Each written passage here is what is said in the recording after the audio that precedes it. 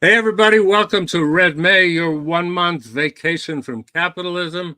This afternoon's program is Grief and Revolution in a World on Fire with Sarah Jaffe and Nica Siegel.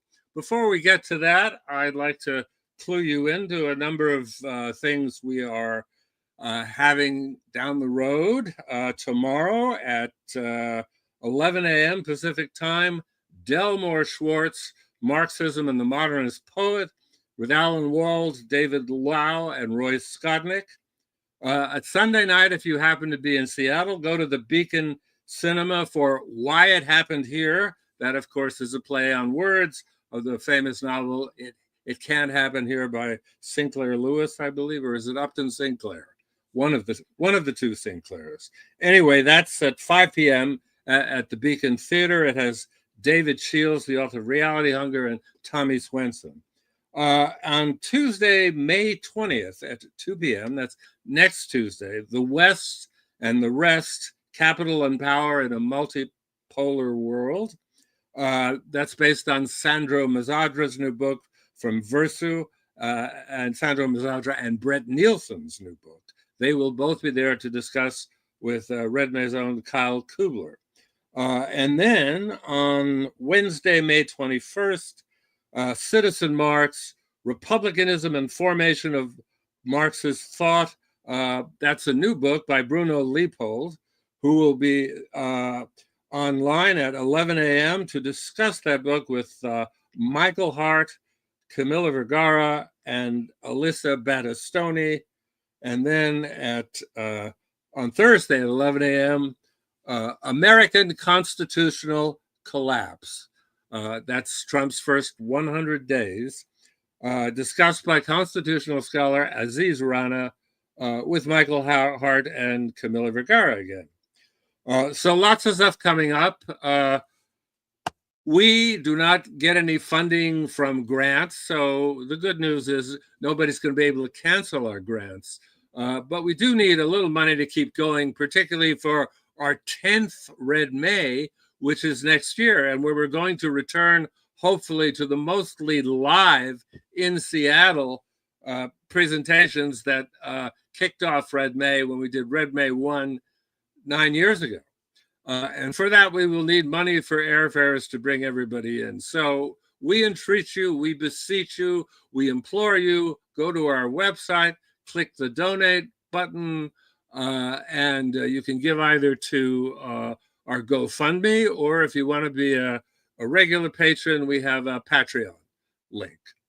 So that is all I have to say before we get onto this panel. So now let me introduce you to the protagonists of this particular panel. Can we, by magic, Chris, invite them into the room here so I can see them? Yes, here we go. Magic. Sarah Jaffe. All right, you'll remember Sarah from various Red Mays. She's the author of Necessary Trouble, Work Won't Love You Back, which was my Oscar for the best title of the year it came out. And the new book, From the Ashes, Grief, and what? I'm forgetting the second element. Revolution, baby. Grief and Revolution and World on Fire. Remember that. Sarah is a nomad who has moved around from Philadelphia to New York to New Orleans. She's, of course, a journalist. She writes for Dissent. And interviewing her will be Nica Siegel, who's a political theorist at Amherst College and is working on a book called Politics and Exhaustion. She writes for, she has written on the clinical writings of Frantz Fanon and other themes in the psychopolitics of transformation. She's written for Polity, New German Critique, and Parapraxis. Nica, I'll hand it to you, and I will go and sit in my armchair, light my pipe, and listen to the world going on fire in your words. So welcome to Red May, both of you. Yeah. Thank you. It's a great opening image for any number of reasons. Sarah, you're going to kick off, right? Yeah, I mean, it's funny because we're talking about the world on fire, and I was just literally watching videos of an old plantation house burning down in Louisiana today. So, like, that's a good image to start with. But yeah, it felt sort of wrong to start a Red May talk about grief without noting that, like, I am grieving, and a lot of people in the Red May family are right now because Joshua Clover is no longer with us. And he'd probably kick my ass for doing this, but you know, he's not here, so he can't stop me. And yeah, I wrote a book about grief. I wrote about myself in it, which I didn't like doing and I'm not really comfortable doing. And it's not an easy subject to talk about at the best of times, and we are not living through the best of times. So it feels important to sort of steal some of the one of the nice things, I guess, about grieving is that you sort of have a moment, you take a moment and you sit with the things that you liked and loved and miss about someone. So for me, that was listening to and watching a lot of old conversations with Joshua, including the Red May panel that we did a few years ago on circulation struggles, which was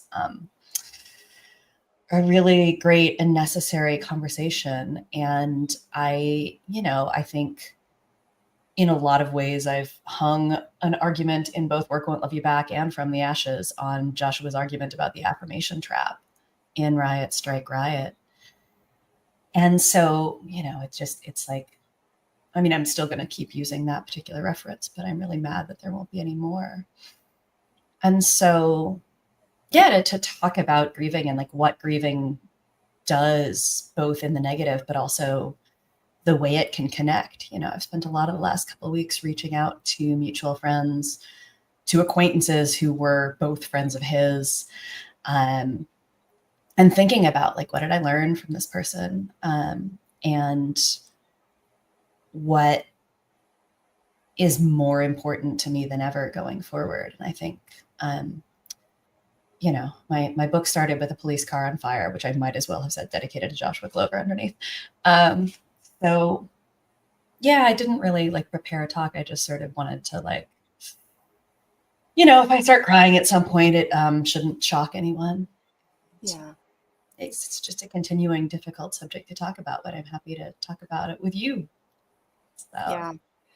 I'll just join you in sending love and solidarity and, connection out to so many people who are grieving Joshua. I didn't know him personally, but of course I knew his work, and many people who are beloveds of mine, he was a beloved of theirs. So thinking of specific people and also the broader community that I imagine is out there on the internet, maybe even on this stream.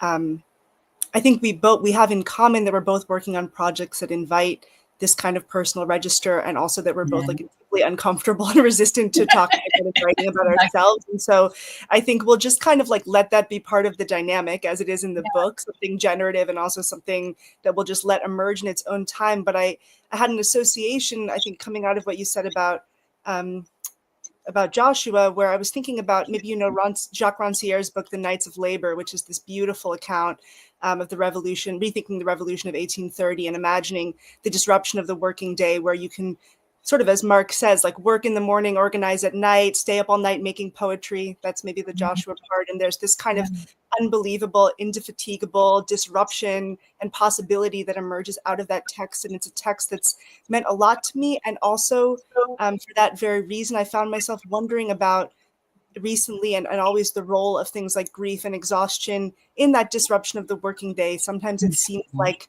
the ability to stay up all night making poetry, how does that fit with the ways that time warps or stops, changes in relation to grief? And I'm thinking here of all those loved ones who may not be quite out of bed yet for this and any number of reasons. And so I'm sort of thinking of the uses of poetry and of writing in the disruption of the working day and its relation to grief.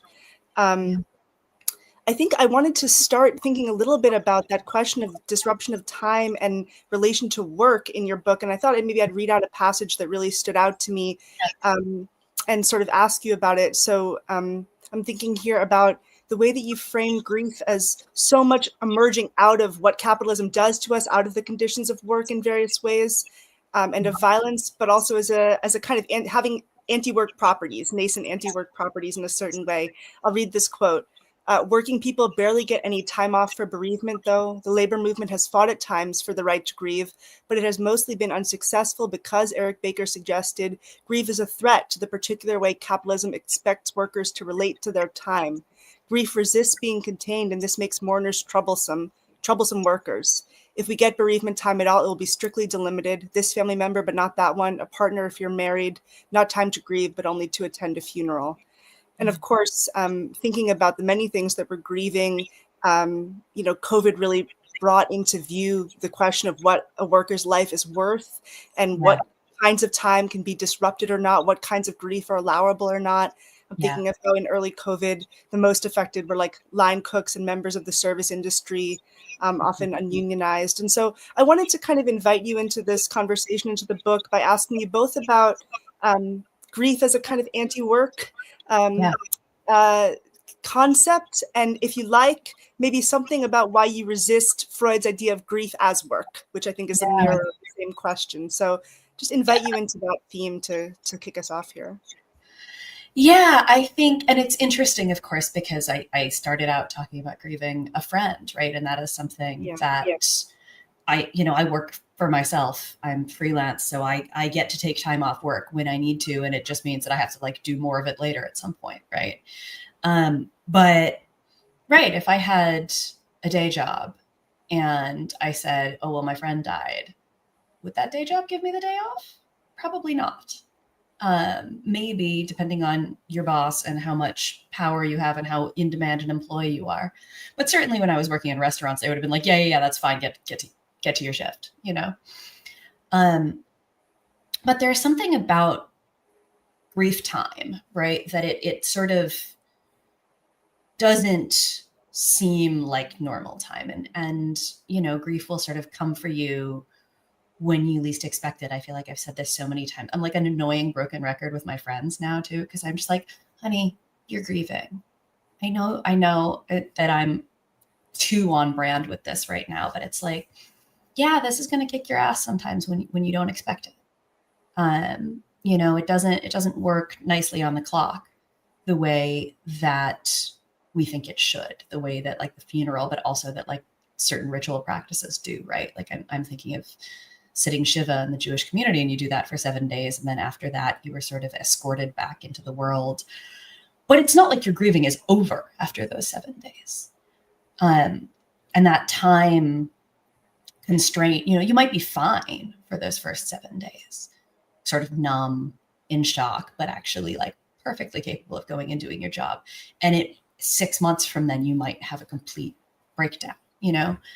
These things don't work sort of nicely, and it's not like a linear process. And so my resistance to Freud, as he said, I think he's got a lot of points about a lot of things, but I think he's really wrong about grief. And as comrades Patrick and Abby at Ordinary Unhappiness pointed out, right, the essay on mourning and melancholia is really about melancholia. He's not actually that interested in normal grief. And so he does sort of this perfunctory, like, yes, well, grief is this process by which you sort of detach yourself from all of your previous associations with this person, loved object, but probably a person. And I was just like, that's not how it works at all. That was just like so completely not. And for one thing, right, it's just not a sort of conscious process at all. So I really, resist, to a lot of people's annoyance, the categorization of the work of grief at all. But also the idea that it is about sort of detaching yourself. Like, if anything, I've gone through a process of like reattaching myself. I've been reading poems over and over again, right? And I've been listening to podcasts and all of this stuff, right? I've been like digging up the things and being like, I want like more. I want to feel like more close to this person now that he's not here than I was. I'm not trying to like let go. I'm trying to say like, how do I hold on? And I don't think that that's the same as what Freud calls melancholia, right? I think that is part of a process. And both when I lost my father, which was the catalyst for me writing a book about grief, and having lost a couple of friends in the next, last couple of years through COVID, I have been, just struck by the fact that like, I'm not thinking about letting go of the past. I'm thinking about the future that won't be here. I'm finishing arguments in my head with someone that now isn't here to argue with me. And, since again, I'm Jewish, arguing is my love language. But that sense of the future and how it becomes sort of entirely foreclosed for a moment when you are going through like a really severe grief, right? You can't imagine anything. You sort of go through the day very much like one foot in front of the other. What do I have to do to get to the end of the day? This is why, people will bring you food, because it's like you'll forget to eat or you don't want anything. That kind of relation to time, but particularly to the future, was so striking to me, right? And then, the way like I had this annoying, because I am my father's daughter, idea that I could be good at grief. I could like work really hard at it and then I would be done with it sooner and I would get an A in grieving and, go back to my normal life. And it was just like, that is so not how any of this works. And instead it's a totally different orientation, and it doesn't submit itself well to control, which is to say it does not submit itself well to capitalist work discipline. Right. And in that, I think it's really powerful because like the only thing, everybody grieves differently, right? The only thing I can say that everybody needs is time and space to do it when it comes for you. And that might be, you might want to be surrounded by people. You might want to be totally alone. You might want to cry. You might want to throw things. You might want to do all of these things at various points in time and probably will. But like the thing that is so disruptive about it is precisely this, like it doesn't fit into a sort of disciplined process. And this is also what makes it, I think, hard for people on the left to talk about. And maybe that gets us into one of the next notes we have here, right? And how it connects with some of your work, I think. Yeah. I think, one of the things that just is so clear to me about this book is that although I think everyone is in some sense grieving, which we'll talk about, but it does capture, I was grieving a specific person and still am when I encountered it. Sarah and I have the experience of being kind of both people working on like the sad passions and various people being like, you guys have this negativity to talk about. You should talk to each other, which was like a wonderful encounter. But it does capture something about the possibility of staying with the uncertainty about the future that grieving opens up. And I can also like very much relate to the kind of desire to be a good griever, to kind of to work through, to make use of it, not just in terms of like the capitalist working day, but also like as a good leftist, to be able to find ways to use it on movement terms. And I think one of the things, the sort of the concept that my work is focused on, which is exhaustion. One of the things that was so interesting to me about it is that exhaustion it's a site of suffering and pain, not unlike grief. It's disruptive. And it's one of the things that we imagine on the left, we might find ways to politicize, like even thinking just about Marx and the kind of idea of the political subject that emerges from this very intimate experience of a certain kind of suffering. And so there's this kind of this political impulse that seems available in it, much as in grief. And then on the other hand, it's also something that is internal to the work of organizing. You're exhausted by capitalism, but you can also be exhausted in a slightly different sense by revolution, And I think that there is this question of like, what are the conditions under which, it becomes possible to use these emotions? When do they become disruptive? And as you say, why does the left sometimes, and we can talk more about this, engage in a kind of disavowal or desire to overcome these things? And what does that kind of introduce into our ideas of organizing? I think, I have a number of different questions we could go to. Maybe one thing that feels important to maybe put on the table is like, how do we think about the relation between these more individual, kind of intersubjective, like nominally private forms of grief and many of the things that we're collectively grieving, whether we think of COVID, of racial violence, climate change, ongoing genocide, like, how do these fit together? What is there anything, I guess what I'm trying to get at is like, what is the tendency to make grief private, and how did you Mhm. do that in your book? Yeah, I think, there's something really true about the fact that it is so deeply sort of personal that it's like physical, that it literally screwed with my ability to breathe, right? Yeah. And we can talk about that, I think, maybe a little bit more in a minute, because I think it ties back to your work on Fanon, right? The way that the exhaustion, the grieving, the experience of life under colonialism is like written back into and on the body, right? As various symptoms, maybe, but as just the effects of living in this world. And then there's this unwillingness to talk about things like that on the left. I've had people say to me like, oh, like, how do you write a Marxist book about grieving? And I'm like, well, I can talk a lot about commodity fetishism, which I did do, but also like, I mean, part of the reason that we are all in this movement, such as it is, or multiple movements, I guess, why we're here at Red May talking about hopefully an end to capitalism, is because a system produces insane amounts of human misery, right? That like, in just a list you have here, right? It's like Katrina, COVID, live stream genocide. I was, since I was watching a plantation house burn, like chattel slavery, right? Like we have just produced these like astronomical amounts of human misery so that a few people can get extremely rich. And that's not, there's a way that people can start to talk about being Marxists in particular, as though like we are just critics of capitalism because it is an inefficient and bad way to run an economy, not because it's god awful for human potential and flourishing, right? And so, to think about that misery, to see that misery, and I'm thinking of Fanon's case studies here, right? Yeah. To really take seriously like what this system has done to these specific humans.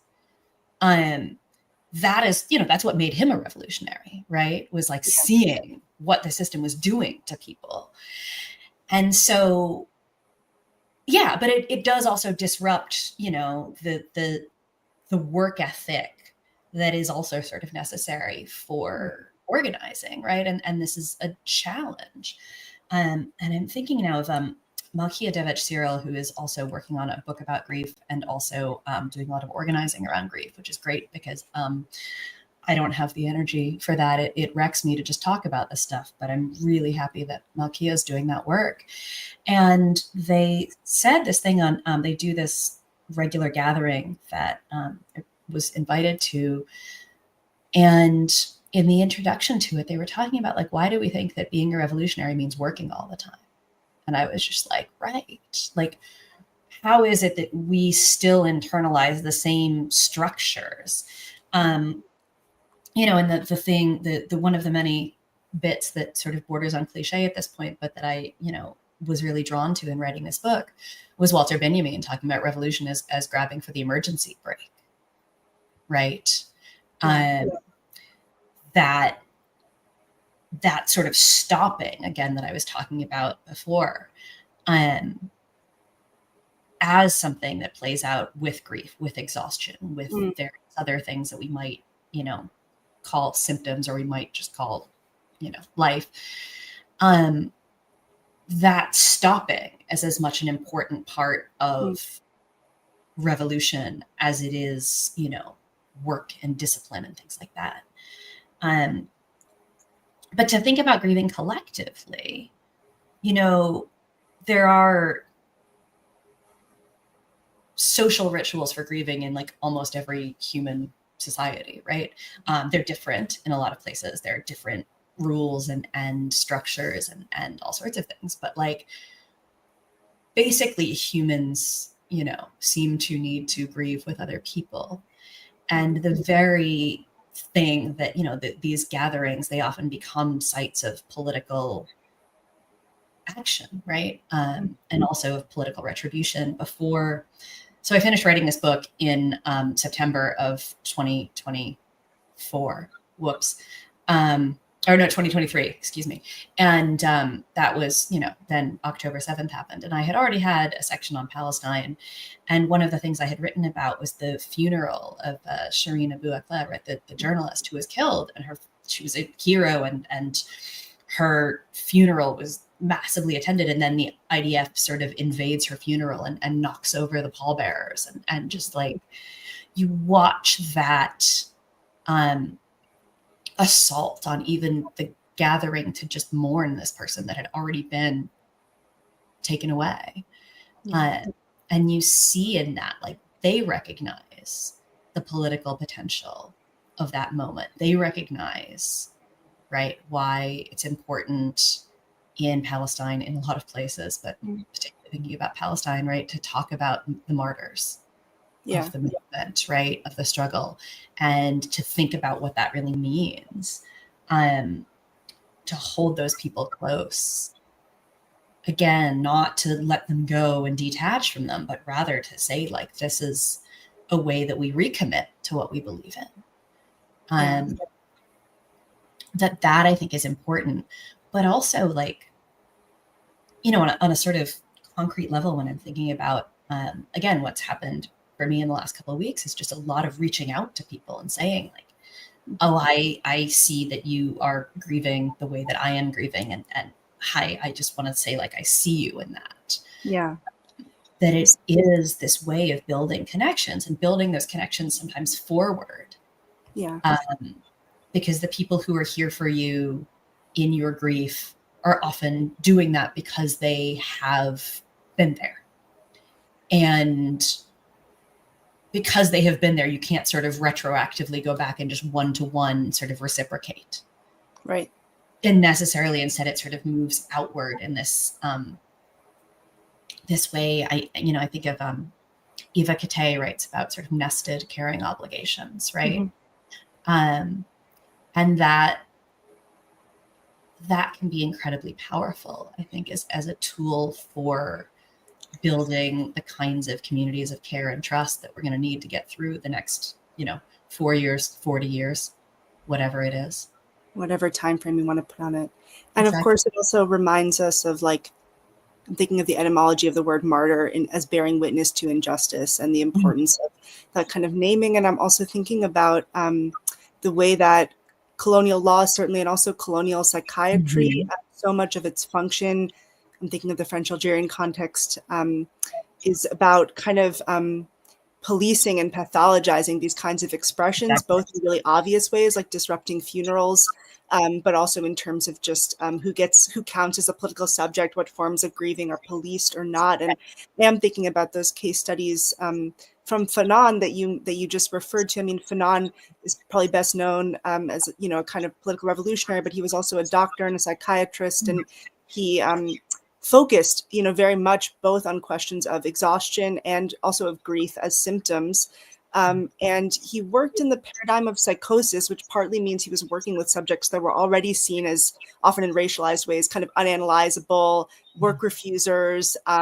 Traditional psychoanalysis didn't want a lot to do with them. And so if we think about the part of Freud that you don't like, which is about kind of this person who's always working through and acting and offering a lot of information about their system and kind of like offering a lot to the other, the psychotic is the person who, as Fanon says, kind of, whether because they're grieving, they've had a break, or for some other reason, they're kind of taking their resources out of symbolic circulation. They're not able to totally communicate their experience. And often the symptom of exhaustion was a really important one for Fanon. And he has these wonderful case studies because, of course, he was also a kind of Marxist, where he says, well, on the one hand, this is clearly a profound form of suffering. This person is not being drawn out by the world. They're alienated.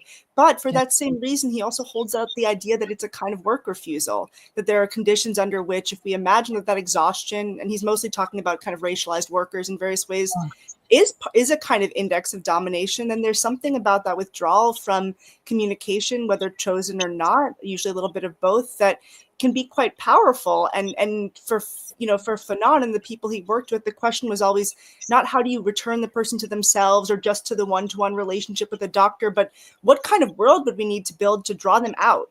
How do we to get past this kind of, or not get past, but to allow yourself to be collectively changed by this person's experience, you would have to build the kind of world that could receive the experience, not foreclose it, not disavow it, not get past it. And so that was really, for Fanon the doctor, a really important part of his work is how do you resist just the desire to make this person keep going in a world that also is so responsible for the kind of alienation that they're experiencing. But, you know, colonial psychiatry, a lot of its work was to offer and to insist on real off-roads from that by looking at people who were suffering in this way and saying, well, they just don't want to work. I mean, there were these famous kind of, you know, pseudoscientific essays on like criminal brain development and racialized brain development that were all about like this person who's suffering. It's not an index of the social. It's not because they're grieving something real in the world. It's because they must be lazy. They must be lying. They must be criminal.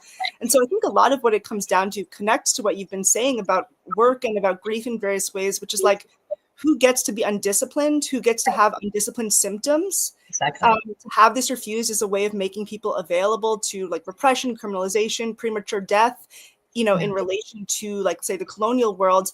But we also have a version of that sometimes, I'm not making an equivalence, but internal to the left, you know, where there can be echoes of these questions of what kind of experience do we include under the category of resistance, and what is considered a kind of outside of that or private from that. And so I'm very interested in the relation between the kind of external version of that and the version that's kind of internal to our organizing work.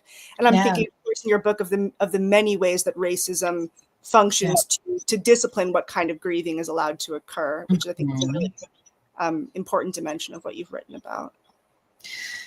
Yeah, I think, you know, again, I start the book with a police car on fire. Maybe that's why it didn't get a lot of mainstream reviews. Can't be sure. Also might be the, you know, 5,000 words about Palestine, but, you know, who knows? But the idea that like, right, and I started off by saying like a police car on fire is a perfect expression of grief, because it was, right? And this was, you know, I was thinking about this book and conceiving of the thing it would become during 2020, during lockdown, but during the George Floyd uprisings, right? And, you know, that was this moment when even, you know, on a certain kind of the left, we'll get these like sort of scoldy moments about riots. And here I am, Joshua's voice in my head again. Where a certain kind of person will say, well, that's not real class struggle. That's just sort of whatever, something lumpen proletariat or some garbage. And that it's not somehow as valid as like a nicely organized strike.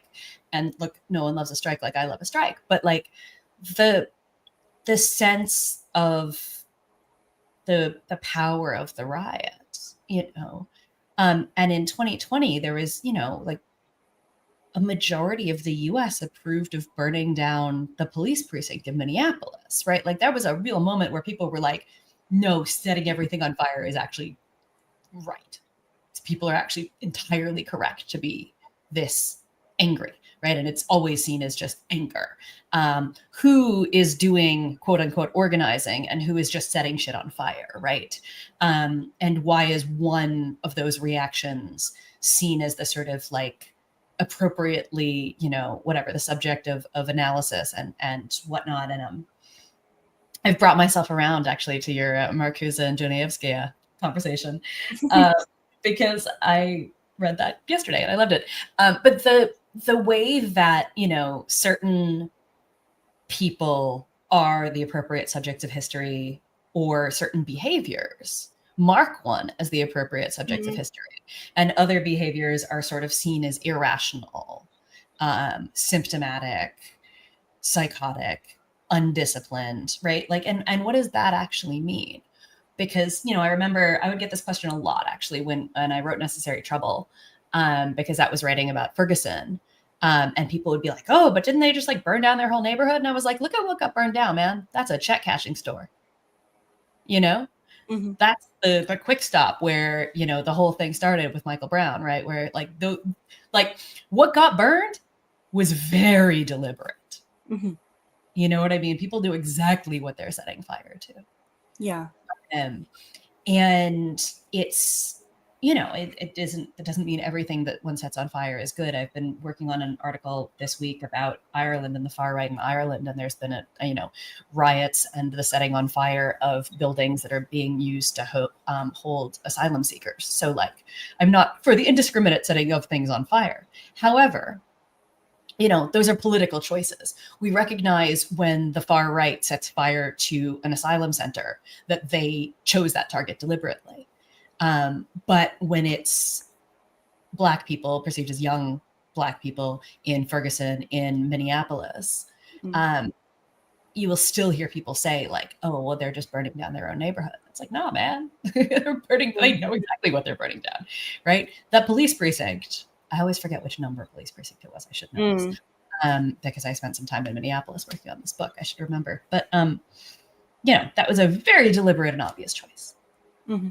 And, because I'm talking about white supremacists, I should also say that like the people in Minneapolis also had to deal with, white supremacists shipping themselves in from all over the country and trying to both, start a race war and also just like, setting bombs around, setting things on fire themselves. So, these moments of rebellion, right? Why is it that we read some of them as intentional and thoughtful and others as sort of spontaneous? And why do we think one or the other is better? Why do we not see, the organization in the things that seem spontaneous and the spontaneity in the things that seem organized? And now I'm drawing on Comrade Rodrigo Nunes because I also can't make it through a conversation without quoting him or Joshua or both. It's a beautiful thing. Every good conversation has to have that kind of intertext. I mean, I'm thinking as you're talking about this really interesting, I think something that really stood out in the book, which was your kind of, tell me if this is too far, but your kind of reframing of what we sometimes think of as the kind of capacious specter of like the lost white working class as a grieving class. And I'm thinking here of your like work on and also like, research on and interviews with like, working class deindustrial kind of communities. And I think, there's so many debates in this moment about the far right and the reactionary working class and like Trumpism as a ghost of the working class and what has been lost, what's getting played out. And I wonder if you want to talk a little bit more about like the role of grief in those communities. I'm thinking of the amazing story of Kevin, who was a miner and joins the kind of care work economy, but that's the kind of, that's a happy ending in a context where many of the same questions of how grieving plays out. I mean, it has its deeply reactionary and violent and even white supremacist kind of iterations. And so, I mean, can we talk a little bit about like this idea of the kind of grieving working class and deindustrialization and some of the different possibilities that you map out, these really politically distinct options for... Options might be too agential, but like, good. And after I do this, I'm going to make you talk about Marcuse and Janiewska. And okay, I'm going to start with Clover again because I can't avoid him. So in Riot, Strike, Riot, Joshua makes this argument that since 1973, right, the industrial working class has been caught in what he called the affirmation trap, which is the need to sort of affirm its own exploitation in order to survive. And that's particularly found in the sort of begging to keep the factory open, right? And so one of the big sort of flashpoints in the early 70s in the US in manufacturing was Lordstown factory, right? Outside of Youngstown, Ohio.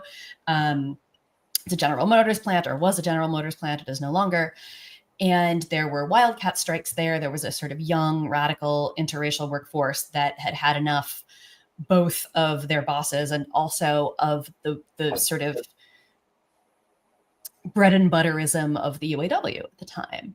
And they were fighting speed up and all of these things. And they were fighting the fact that work sucked, and shortly after their sort of wildcat strikes, you get the beginnings of like really intense deindustrialization, right? And so, in Youngstown first got hit with, Black Monday, right? When they laid off thousands of steel workers, that rippled across the whole area. And so suddenly the workers at Lordstown are really lucky to have their jobs, and they're really aware suddenly that they're really lucky to have their jobs. And that in itself is a really intense disciplining factor. And you watch the number of strikes fall off a cliff. And this is the argument of Joshua's book. But it's also was a useful jumping off place for me in thinking through Work Won't Love You Back. And then From the Ashes, sort of returning to the industrial worker and saying, okay, the industrial worker was actually never expected to love the job for the job's sake, right? You were not expected to like being a coal miner. It's actually weird when Donald Trump gives like a speech and he's like, they just want to like go down in a hole and dig up coal. And it's like, no, that's not really what's happening here. But because of decades of deindustrialization and the pressure of the affirmation trap, you get what appears to be people who are deeply, deeply attached to this particular kind of work. But what actually, for the most part, people are attached to is good wages and being able to buy a house and pay the bills and often like build a community. And particularly when I was spending time in England with former miners, with Kevin and some of the other folks, Chris Kitchen, who's still the head of what remains of the National Union of Mine Workers, they would talk about these incredible communities built in these mining towns. And there was just, these were really company towns, but because the mining industry in Britain was nationalized, they felt a sense of ownership over it rather than the mine owning them. And when the mines go away and the union sort of falls apart and you don't have all of these structures that the union paid for with the wages that, the mine paid, all of that goes away. And so what you're grieving isn't just the job, But I mean, I should say that I started to see this all as grief because I went to Indiana, I went to Indiana first, right after Trump was elected the first time to go to the carrier plant that Trump had made a really big deal out of. But then when the Lordstown plant was closing down in 2018, I went to Ohio because I was like, gotta write about Lordstown. This is this storied plant that plays such a role in so many of these, classic works on American labor history. And I talked to people who had worked there in the 70s during those wildcat strikes, and I talked to the president and the vice president of the union. And it was Dave Green, who's now the regional director for the UAW in that part of the country. But at the time, he was the president of the local there.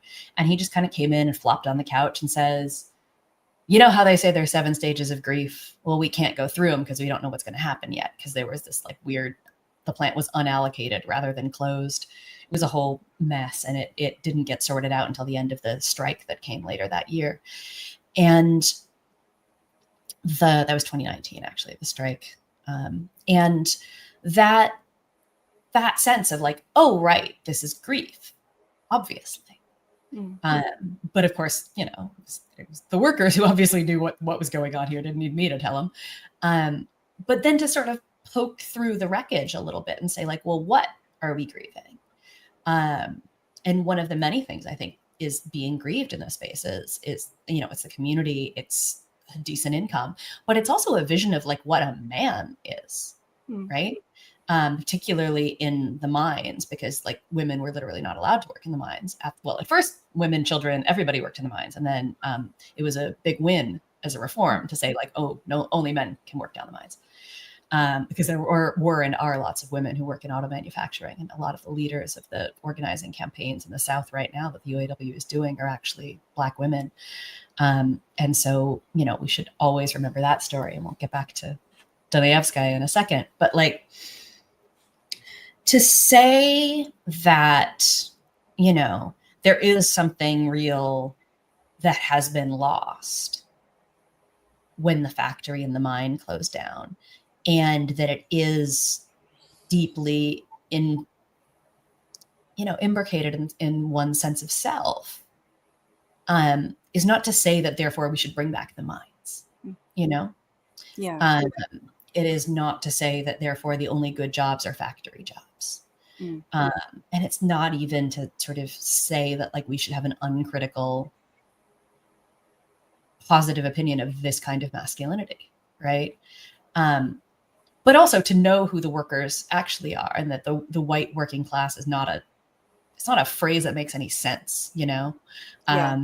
David Roediger writes several different versions of this sentence in his most recent book on the sinking middle class. It's like, you know, whenever you say the white working class, the emphasis will always fall on the white and the mumbling on the working class.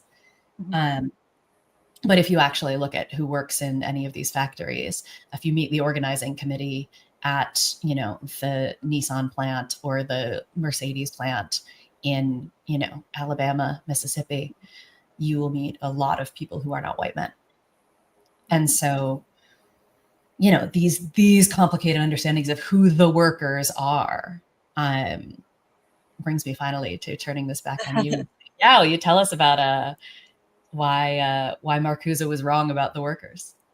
Yeah, I mean, it's really interesting when you're sort of anticipating deindustrialization and its paradoxes and its tensions and its losses to return to this work on Marcuse that you're referencing, which is kind of in the 60s. And it's a kind of story that seems in some ways incredibly nostalgic because it is about the problematics of kind of the Fordist family wage and American industry. Mm-hmm. But I mean, just to narrate the piece a little bit, so I wrote something that was an archival piece about Herbert Marcuse, who has this anxiety about the kind of height of American labor, which again seems quite romantic in retrospect, that as labor succeeds, as living standards rise, as industry gains speed, that there'll be this kind of integration of workers with their jobs, which you're also narrating in a kind of different way, and that there'll be a kind of quelling or exhaustion of revolutionary desire because like living standards will get so high.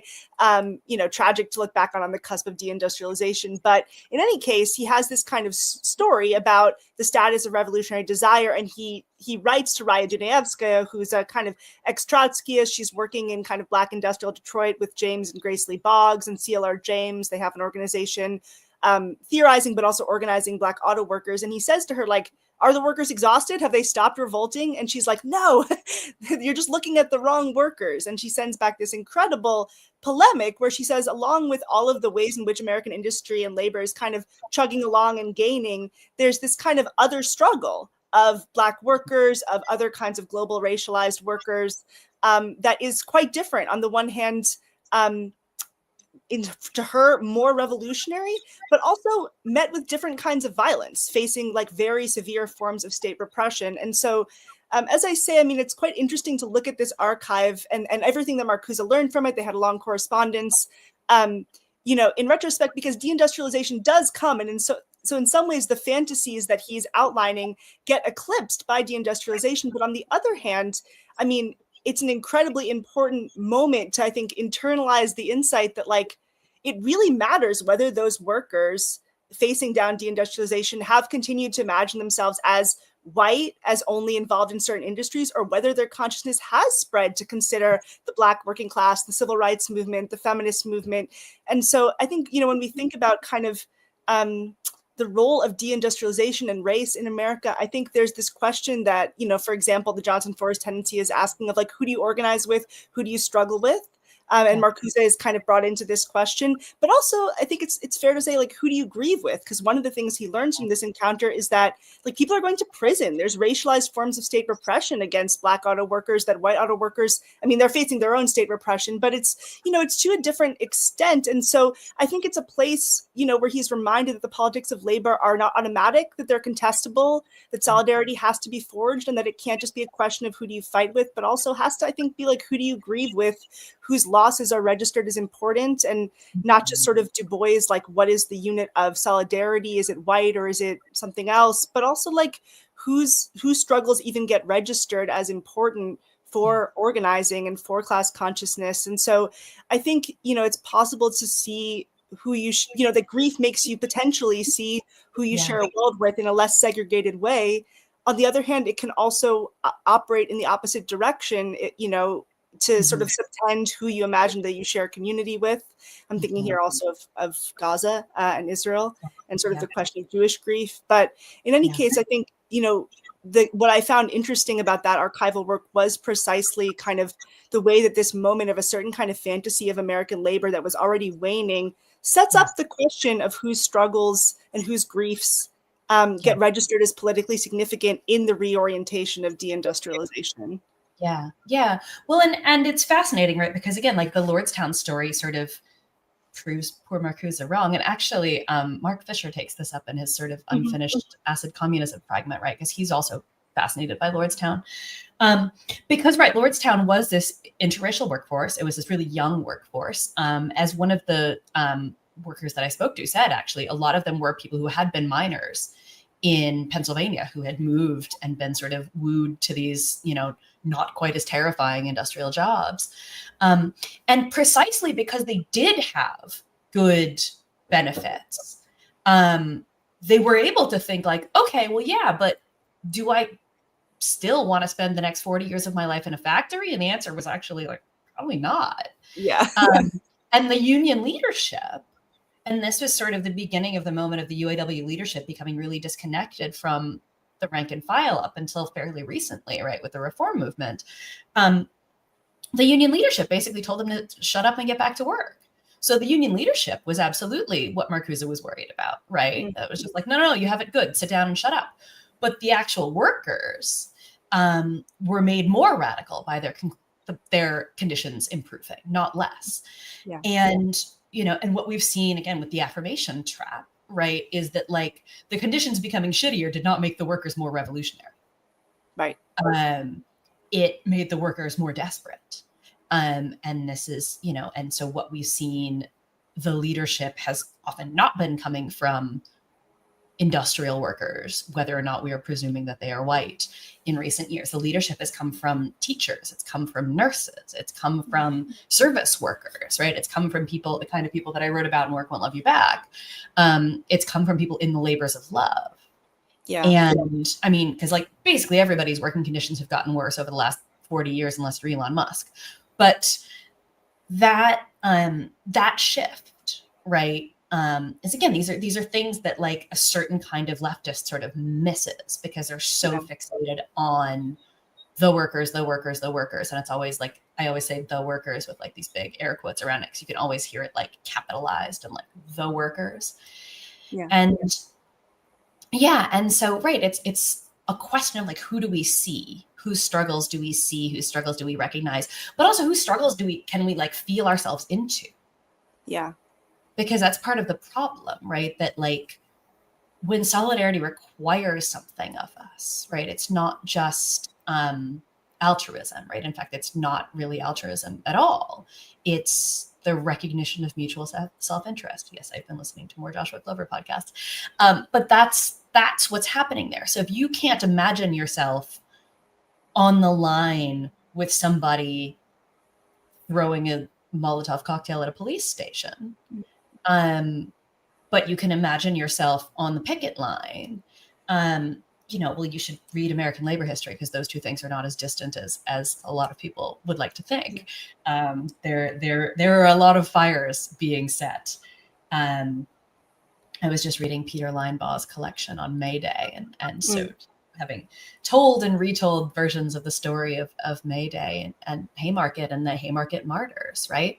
And actually, I was in Chicago on the day that this book came out, and my friend and I went to the cemetery, and I did a little bit of reading from the book in front of the Haymarket Memorial, and Lucy Parsons' grave and Emma Goldman's grave and all of that. And right, like the role that grief has played in labor organizing and in the class struggle is, again, it's incredibly important. And we mark these holidays. But it was really striking to me when I was talking to, again, Chris Kitchen, who's the head of, what remains of the National Union of Mine Workers, which officially, as of 2024, there are no more active coal mines in Britain. So at the time I spoke to him, there was one. And so he had 1,000, or no, not even like a couple hundred active members and several thousand retirees. And so his job was almost entirely, fighting to make sure the retirees got their health benefits, because coal mining is a terrible job and it kills you. And going to memorials and commemorations of mining disasters. And it didn't surprise me when the first memorial that I saw to people who had died of COVID was in the same town as the headquarters of the NUM, because that tradition is so alive. Yeah, it really, I think the way that you narrate in the book, the mapping of spaces of grief and the idea that one can become a more practiced griever on the left. I mean, obviously that indexes this kind of long cascading series of tragedies, but it also, I think, is moving, and it gives lie to the idea that I think you've referred to in certain kinds of I don't know, like left intuitions, that grief is something that you recognize, grief and exhaustion that you recognize in order to kind of dialectically overcome, and kind of like get to the real action. And I think Yes. that, everything that you write about in the book suggests that we bring grief with us into the organizing. And I think Yeah. there's no way to move forward, where grief isn't considered an internal part of that work. And then I think the questions that it raises, and maybe this gets us back to some of the personal dimensions of this work, are like, what do you do when someone shows up to movement spaces with emotions, with live grief that don't always lend themselves to like good organizing? And what kinds of practices, strategies, spaces, like institutions does that require? And I mean, these are huge questions. And I know that we don't have much time left, but I want to say, I guess, that I think there's like an institutional imaginary that we can discuss. And you have so much that you document in the book. And then there's also the question of like what it's like to explore these questions where for both of us, we ourselves were in live grief and aware of like the limits of our own self-organization relative to these questions. Yeah. And I think for both of us, something about the live, unpredictable uncertainty of ongoing grief demands and also conditions what we can sort of expect of grief, or what we can predict of grief in movement spaces. And so how do we hold, I don't really like the phrase hold space, but like, how do we make sure it doesn't get tossed to the outside, Yeah. as a prior condition to the real work? Yeah, I have been thinking a lot about the sort of movement space that isn't the organizing space, right? Like, what does it look like?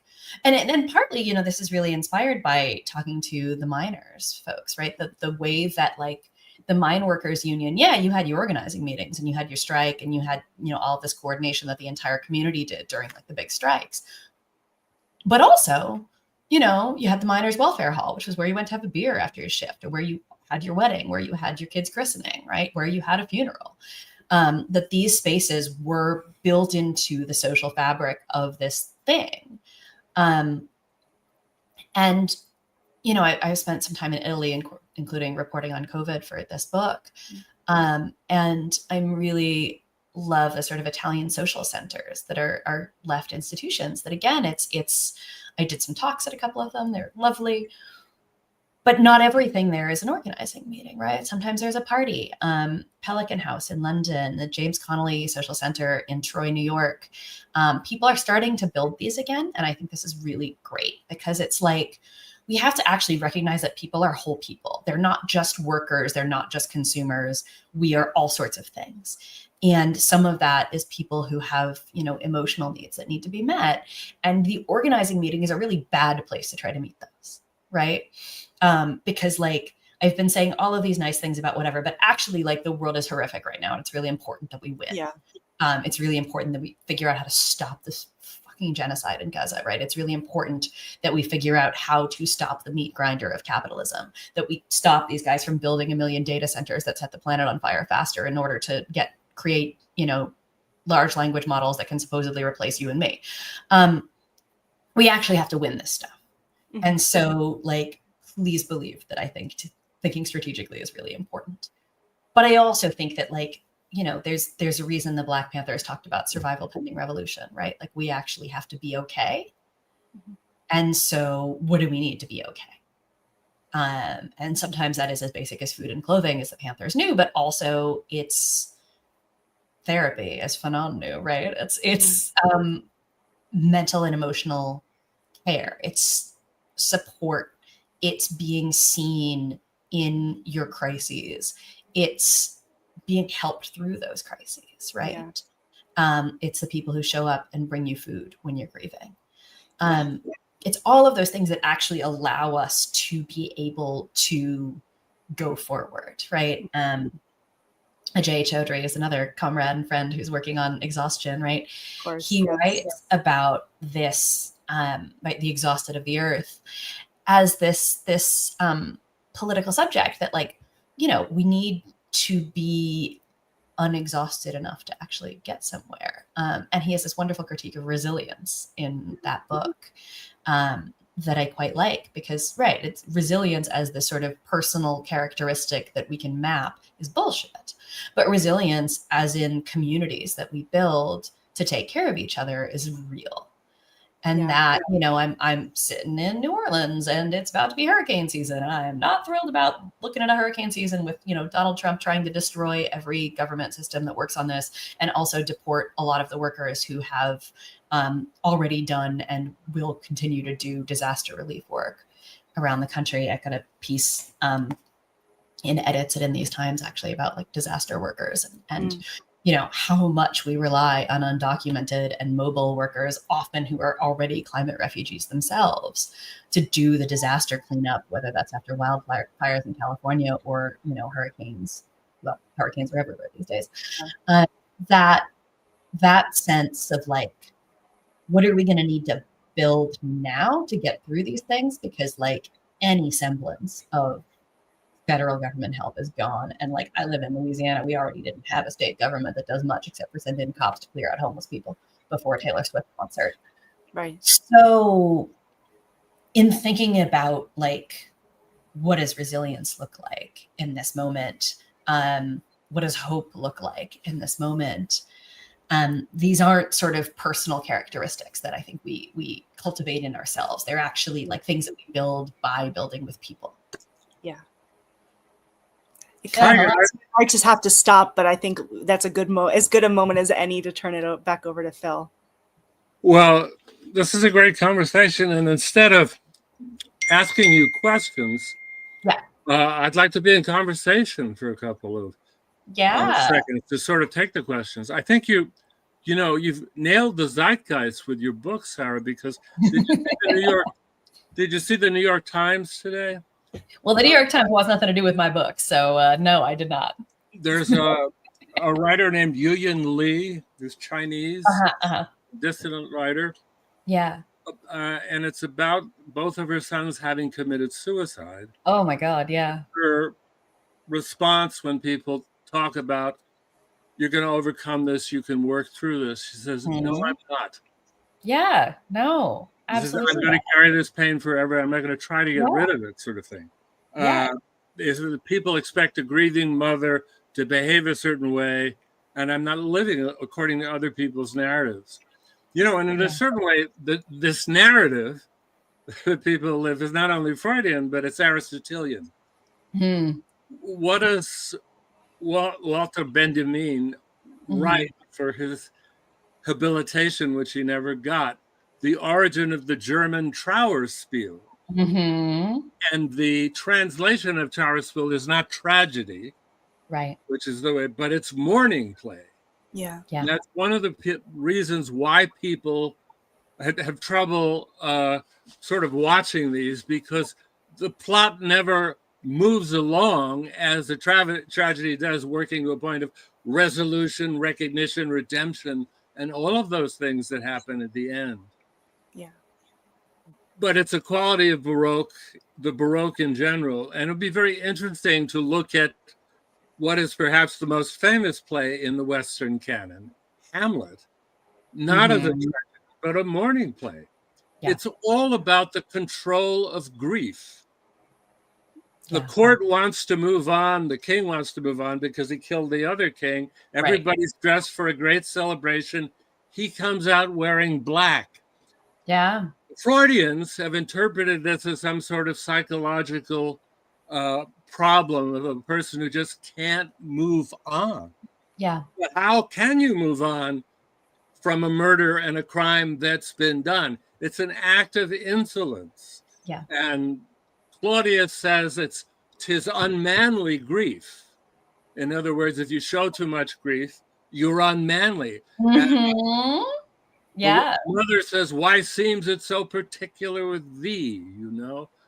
And it's not only about, it's about, remember, it's about getting stuck, putting your head down into the present only. As they say, capitalism reduces all of history and all of your life to the present moment and nothing more.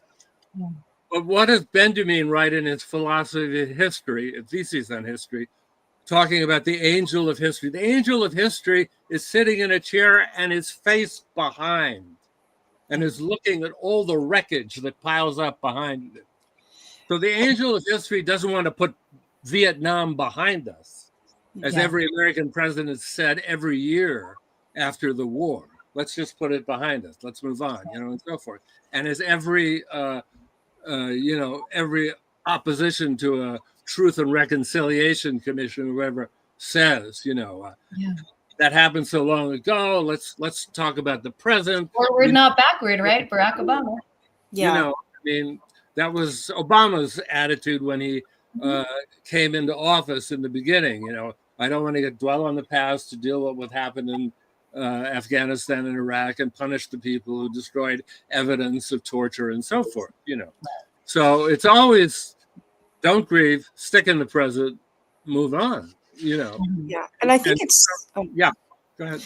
Oh, sorry. I was just going to say, it's something that I think is really important about Sarah's, it pains me to say it, but Sarah's critique of Freud, which is like there's in the structure of how we think about mourning that that invite us to cash it in and to get it organized and to make it fungible, as though we can kind of exchange it for some other object or some other experience, and that it's itself the work to hold it open, understanding that in some ways it actually is in the same way that the future is. And I think, when I was working on this, I mean, I still am, but as I was working on this book, I had one of my very best friends committed suicide, and she'd been very ill, and I was grieving and thinking about, she'd had what she called chronic fatigue syndrome. And so she'd been a long time like soulmate and interlocutor on these questions of what it means to be in a sustained illness, in a sustained situation of being like useless to the state, for all that opens up and all of its humiliations. And so it's something that I'm, it will be with me forever, and I'm totally changed by it. But I think that one of the things that was interesting about registering some of these personal dimensions of grief is like, I really started to feel in myself, like my desire, the book became very normatively disciplined by the idea that I was supposed to produce some way to overcome this, to overcome exhaustion, to have a theory of endurance, to have a normative theory, to have a plan. And I finally realized, as I was kind of grieving, I mean, it was grieving that made me realize that I'd been trying to do that for a decade. And I was really trying to say something else here, which was about how do we like traverse these experiences and the ways that they change the future, in ways that we can't predict. And so for Fanon, so much of the work of exhaustion and grief was about like resisting the urge to order it and understanding all the ways that could become commensurate with forms of domination, and to like leave room for something else, which is incredibly hard. And I think you never know if you're doing it right. It doesn't lend itself to structure, but that's also part of what it offers us. And preferably, as Sarah says, in community with others, and not just alone. I am now trying to find, because I am certainly not the only one to point out that Freud is wrong about this, but there's this wonderful piece by Jacqueline Rose that I'm like digging through my email to try to find. So I'm going to read a little bit out, because I was just like, oh, this is so good. But anyway, while I'm trying to find that, like that sense of being transformed by it rather than sort of getting yourself back to normal. I think that is one of the reasons that it is sort of useful to talk about grief and revolution to me in one sentence. That it's, there is a flip side to the, it's easier to imagine the end of the world than to imagine the end of capitalism, which is that if you can imagine the end of the world, then suddenly we can imagine the end of everything, including capitalism. And then it does become sort of that much easier to just be like, well, all right. And I think for all of the talk of climate grief kind of annoys me sometimes, because it's often like what we really mean is anxiety. And so when I was writing the climate grief chapter, I wanted to go talk to people who have like actually lived the disaster. So I was talking to people who had, lived through Hurricane Maria and Katrina, and the folks at Standing Rock, who have obviously lived through the apocalypse that has been US settler colonialism. And to say like, okay, like what does it look like to really be grieving this rather than be sort of like nebulously anticipatory anxiety. But to think about this, this possibility of imagining the end of the world and thus imagining the end of capitalism.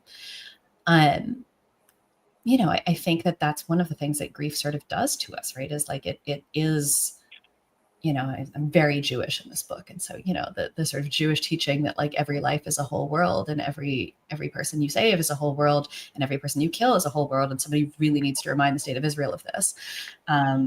Sadly, we don't believe in hell, but I kind of do now. That sense of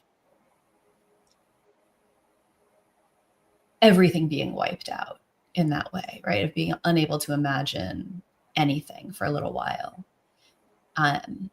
It's terrifying, but there is, and I don't want to be, and then you transcend it, and then you are a revolutionary, but rather that like there's something in that thing that you go through that in some ways we sort of carry with us for the rest of our lives.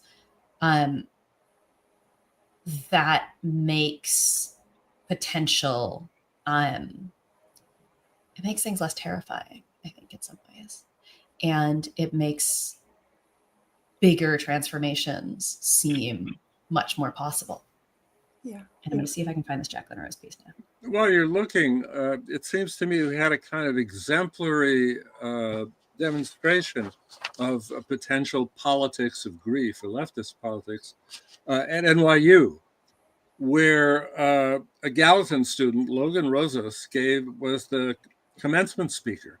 And at the end of his speech, he said, grieving, obviously grieving, I can't go on, I can't be here without mentioning the genocide in Gaza. Yeah. He was obviously, broken up about it, but the immediate response of the audience was absolute cheering and clapping. Yeah. And it was the way that the grief and the conscious expression of grief released this kind of forbidden desire that everybody had, surrounded by this utterly repressive administration that is, expelling people right and left and making them write confessions to get back into school as if it was China during the Cultural Revolution, and absolutely insane stuff. So you have, on the one hand, the emotional reaction of everybody, and on the other, this kind of doubling down by the apparatchiks. And I think, one thing we can say about that speech, which was incredibly powerful to watch, was before anything else, the fact is he and we are changed by it, by the genocide. And so that is the thing about grief and about tuning into it. And it's not to say it can't lend in better and worse directions, but there is a kind of objective interruption. You're not the same afterwards. And so so any attempt to return to normal, I mean, that in a certain sense, that world doesn't exist anymore. And that is terrifying. And also, I think we should let it change us. I don't know what the alternative is, but there's a way of tuning into that I think is really... Well, I think the alternative is zombie life. I mean, the fact that dead world can continue to go on. Loss of reality. If the sort of lords of those worlds refuse to recognize that they're dead. When they do, they crumble instantly. That's Well, Sarah, I'll start saying goodbye. May I also just recognize the catalyst in the chat? Say what? I'm sorry. I just wanted to recognize the catalyst is the username in the chat who said that disability and grief is a big part of revolution. And I wanted to acknowledge, I think for both of us, the real indebtedness to disability theory. And for myself, I have a disabled twin sister who's been one of my great sparring partners and teachers on many of these topics. She may be listening. Hey, Lil. So I just wanted to acknowledge that very important dimension. Sorry, Philip. I just wanted to put that on the table. That's okay. No sorry needed. Yeah. Did you find the Freud? I found the Jacqueline Rose. Yeah. I mean, there are a few bits that I love in here, but at the end of it, and this is the pieces of all things, Virginia Woolf and the Death of Modernism. But she writes, mourning in conclusion no more comes to an end than history. The end of history contained more than a casual allusion to the triumph of free market economies against which Maynard Keynes' voice has to be raised again today. But Freud's paper and Leonard Woolf's story, which is where I started, do indeed present us with a problem. and that is the problem of how best to think about the relationship of our psychic and political futures to our past. The idea that bit by bit, at great expense of time and cathectic energy, we sever our links with the dead does not seem to me an idea on which any kind of viable psychic or political future can be built. So me and Jacqueline Rose are, anyway, it's a great piece. It made me go, oh, and I was really mad that I hadn't found it before I finished writing the book. Okay, everybody, From the Ashes, Grief and Revolution in a World on Fire by the inimitable Sarah Jaffe, and we'll have Politics and Exhaustion next year from Nica Siegel. Nica, I got you, put you in the Warhol factory for a moment. Okay, well, thanks very much for coming. It was a great conversation. Thank you. Please be involved somehow in our 10th next year. We'd love to have you.